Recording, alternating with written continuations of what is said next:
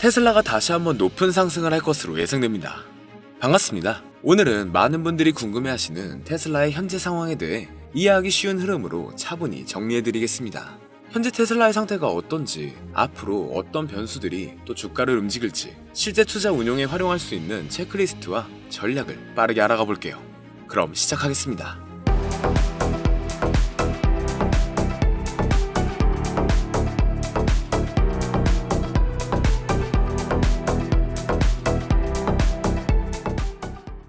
먼저 요즘 테슬라가 잘하고 있는 것부터 보자면 최근 분기에서 차량 판매와 에너지 저장 부분에서 좋은 수치를 보여주었습니다. 쉽게 말해 차를 많이 만들어 팔았고 집 사업장에 설치하는 배터리 사업도 늘리고 있죠. 이 부분은 실물로 확인되는 부분이라 신뢰할 수 있는 긍정적 신호예요. 그런데도 불구하고 왜 사람들이 아직 불안해하느냐? 이유는 두 가지입니다. 첫째는 마진 문제가 크죠. 많이 팔았다고 해서 돈을 엄청나게 버는 건 아닙니다. 어떤 지역에서는 경쟁 때문에 가격 할인을 하거나 프로모션을 통해 판매를 늘릴 수 있게 되고 그러면 이익률은 낮아질 수 있어요. 그리고 둘째는 미래 수익의 실현 여부입니다. 이 회사의 진짜 큰 돈은 FSD나 로보택시, 소프트웨어 구독 같은 비즈니스 모델에서 나오는 것이고 이것이 실제로 돈이 되느냐가 관건인 거죠. 재무에서는 최근 자유현금 흐름이 개선되는 신호를 보였습니다. 회사가 투자하고 남는 현금이 늘어나면 여러모로 매우 긍정적인데 하지만 공장 설비 투자가 계속 필요한 상황이 된 거죠. 공장을 짓거나 배터리에 투자하면 단기적으로는 현금이 줄어들 수 있는데요. 즉 FCF의 지속성을 확인해야 합니다. 그리고 여기서 FSD에 대해 쉽게 얘기할게요. 많은 분들이 FSD를 게임 체인저라고 부르고 있죠. 맞습니다. 만약 완전 자율주행이 상용화되어 수익 모델로 연결되면 테슬라의 가치가 크게 뛰는 건 현실 가능한 시나리오예요. 하지만 현실은 훨씬 더 복잡합니다. 규제, 보험, 안전성 검증, 그리고 무엇보다 사람들이 실제로 그 서비스를 얼마나 신뢰하고 사용할지가 문제인 거죠. 예를 들어 기술적으로는 어느 정도 가능해도 규제 기관이 완전히 안전하다고 승인하지 않으면 상용화가 늦어질 수 있어요. 또 보험료 문제도 있고 사고가 나면 책임 소재가 매우 복잡합니다. 다만 여기서 중요한 점은 FSD가 개인이 차를 소유하지 않는 로보택시 시장으로 확장될 때의 수익 모델은 아주 달라요. 구독형 수익이나 서비스 수수료가 들어올 수 있고 이는 자동차 판매보다 훨씬 높은 마진을 낼 가능성이 더 커지죠. 하지만 여기까지 가려면 몇 년이 또 걸릴 수 있고 중간에 예상치 못한 규제나 기술 한계가 나올 가능성도 큽니다. 결국 FSD는 가능성은 매우 크지만 불확실성도 매우 큰 영역입니다. 또 여기서 중요한 현실은 중국 업체들이 급성장하고 있어요.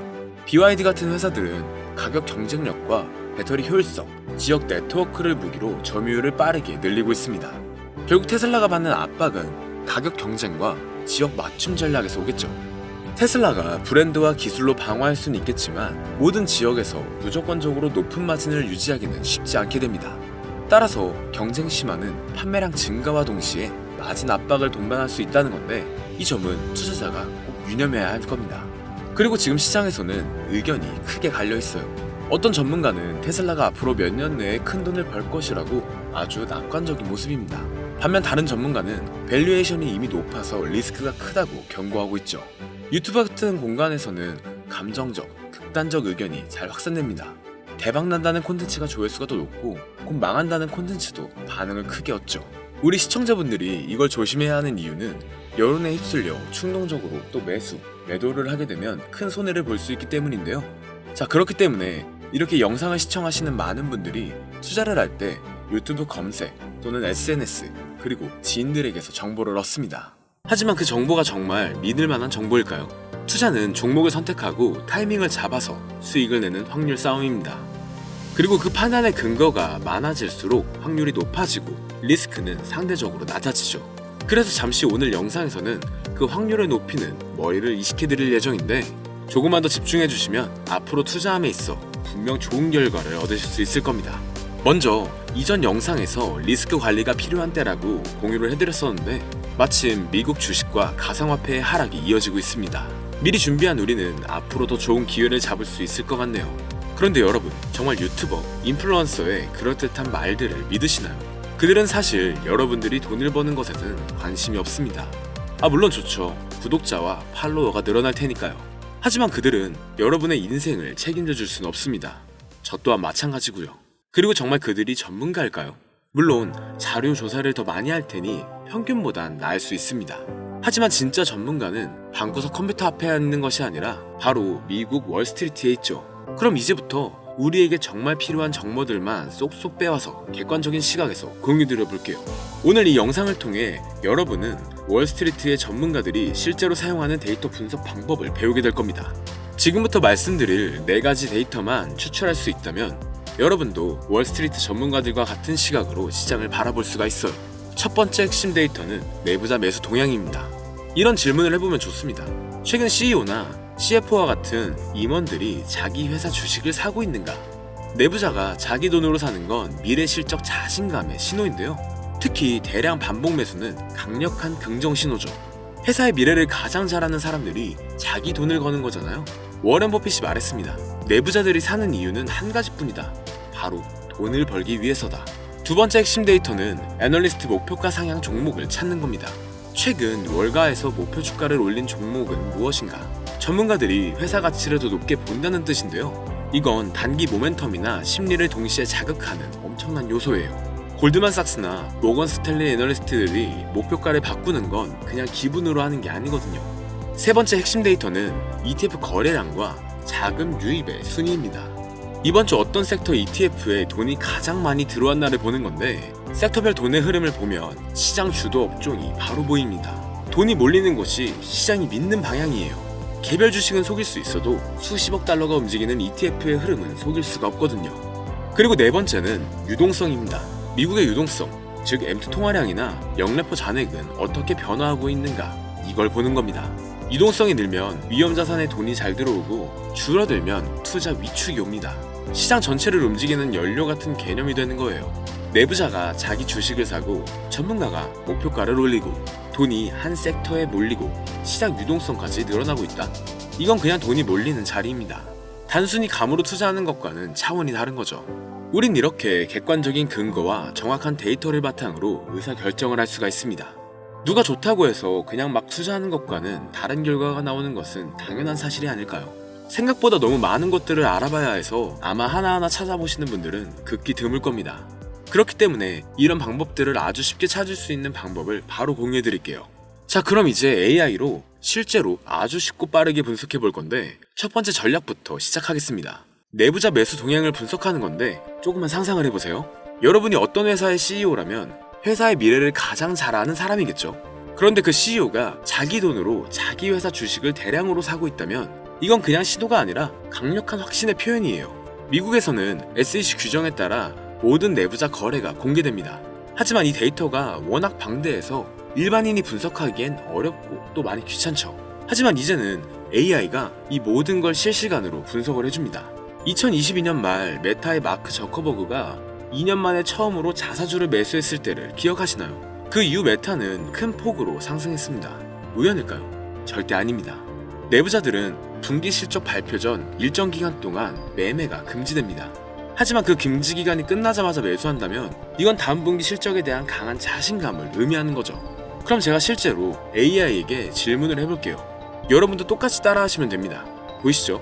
정말 흥미로운 결과들이 나오고 있어요.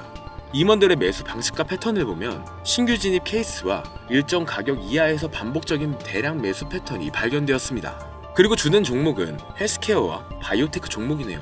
이런 기업들도 주목해보면 좋겠습니다. 여기서 중요한 건 단순한 매수가 아니라 패턴의 변화입니다. 예를 들어 평소에 주식을 안 하던 CFO가 갑자기 대량 매수를 시작했다면 이건 회사 내부에 우리가 모르는 큰 변화가 있다는 신호일 수가 있죠.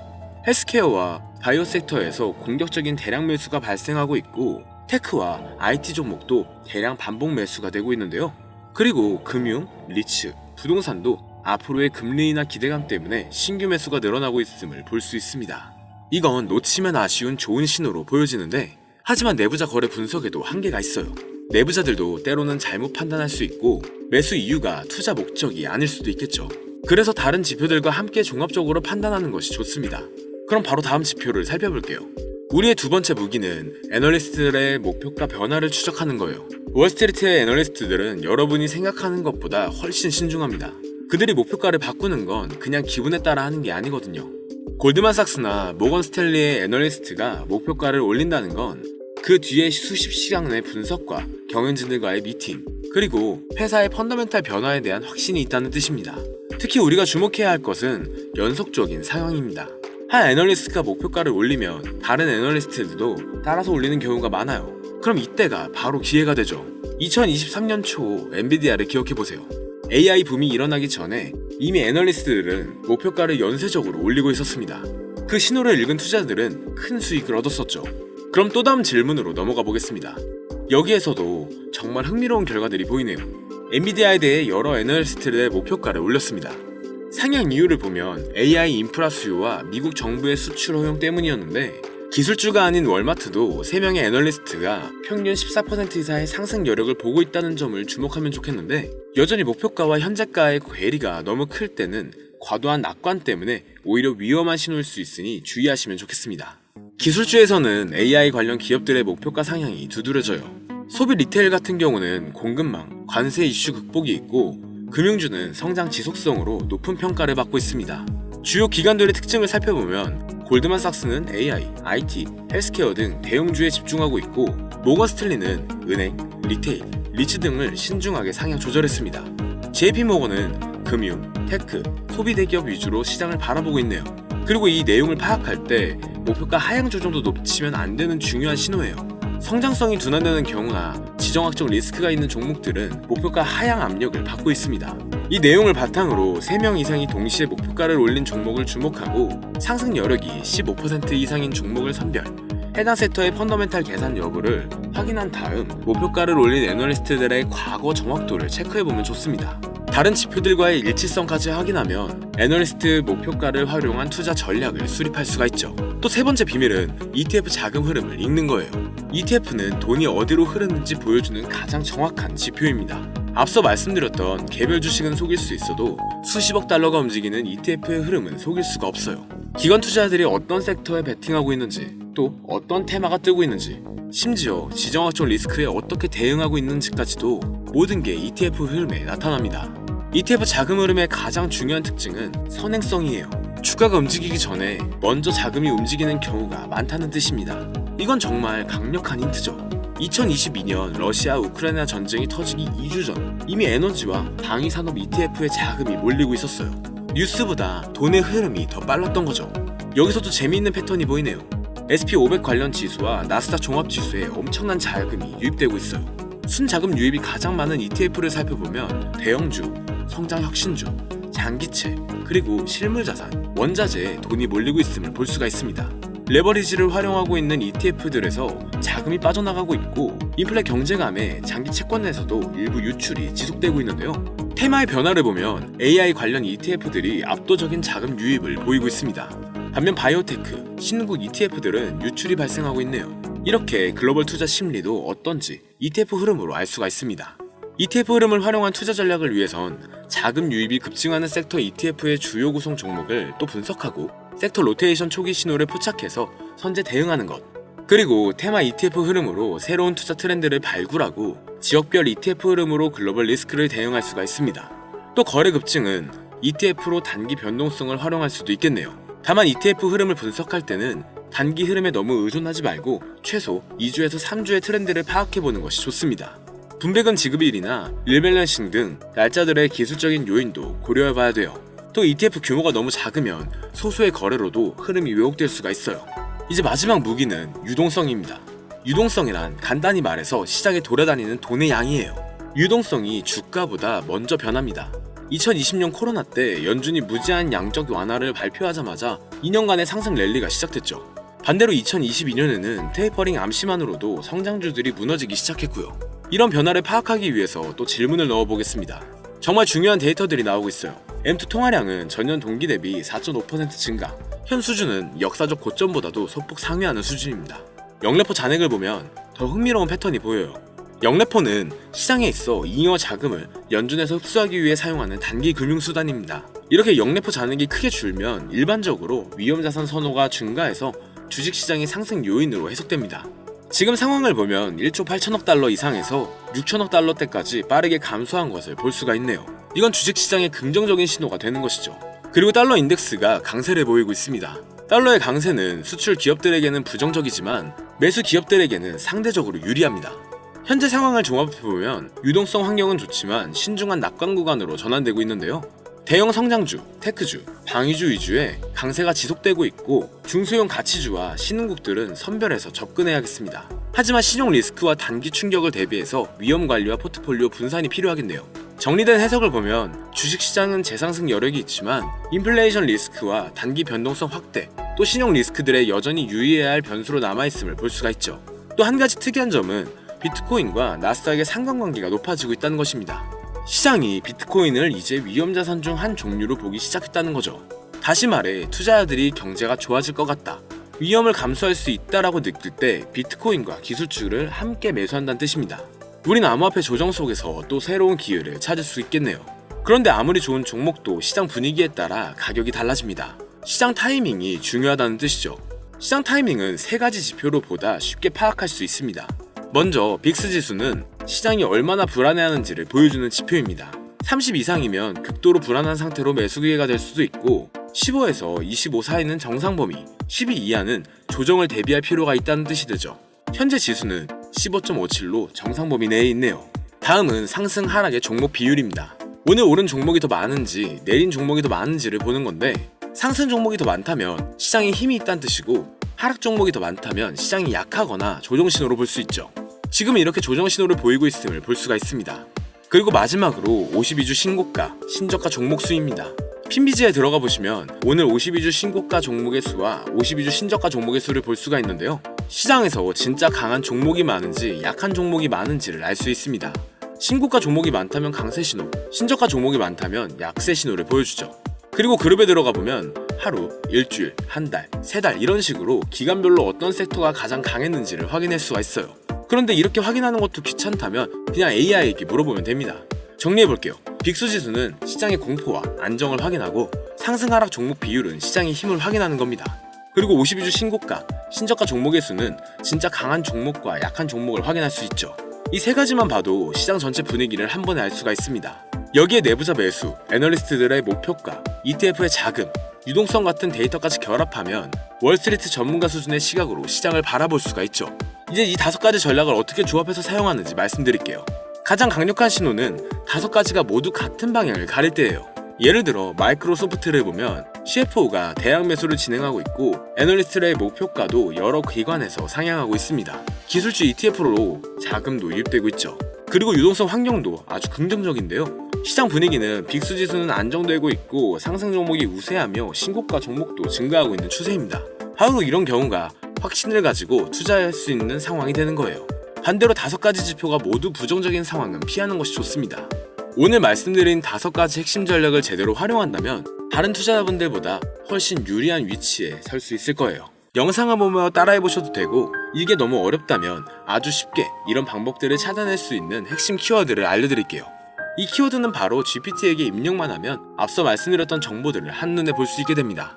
정말 투자로 높은 성공을 하고 싶은 분들은 현재 화면에 보이는 010-3964-8741 010-3964-8741 번호로 키워드라고 보내주시면 저희 채널 구독자에 한해서 월스트리트 전문가들의 분석 방법을 공유해드릴 거예요. 이제 여러분들도 월스트리트 애널리스트 못지 않은 투자자로 분명 성장하실 수 있을 겁니다. 그리고 투자에 앞서 돈을 벌고 싶다면 감정에 휘둘리지 말고 데이터에 기반해서 투자 결정을 내리세요. 하지만 꼭 기억해 주시길 바랍니다. 어떤 방법도 100% 완벽하지는 않죠. 항상 리스크 관리를 철저히 하시고 분산 투자의 포트폴리오 구성 원칙을 지키시면 좋겠습니다. 그리고 결국 중요한 건 투자의 타이밍이죠. 타이밍은 기술적 분석을 통해 더 명확하게 잡을 수 있습니다. 어떻게 설명드리면 좋을까 찾아보다가 광고는 아니고 무료 이벤트를 진행하고 있는데요. 앞서 말씀드린 010-3964-8741 이 번호로 태블릿이라고 보내주시면 태블릿 또는 워치를 드리고 있는데 기술적 분석에 대해 궁금하신 분들은 차트 분석 무료 교육 이벤트와 월스트리트 전문가들의 비밀 정보 분석 방법까지 공유해드리니 많은 참여 부탁드립니다.